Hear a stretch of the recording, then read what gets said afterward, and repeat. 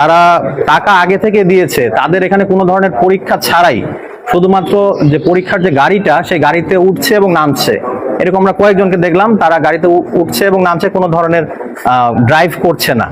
তো এমনটি যদি চলতে থাকে তাহলে আমরা আশা করছি ভবিষ্যতে সড়কে যে দুর্ঘটনা, এটি আরো বৃদ্ধির একটি ঝুঁকি থেকে যাচ্ছে।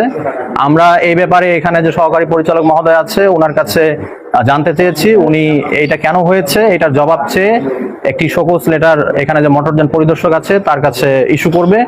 তো জবাব প্রাপ্তি সাপেক্ষে আমাদেরকে সেটা প্রদান করলে আমরা কমিশনে এই ব্যাপারে লিখব বলে আশা করছি। এখানে আরেকটি অভিযোগ ছিল যে এখানে দালালের একটি দৌরাত্ম্য রয়েছে। তো আমাদের একটি ছদ্মবেশী টিম আজকে সকাল থেকে এখানে অবস্থান করছিল এবং দুইজন দালালের মোবাইল নাম্বার সংগ্রহ করতে আমরা সমর্থ হই এবং এই নাম্বারগুলো এখানে কারো কিনা সেটা আমরা বের করার চেষ্টা করি।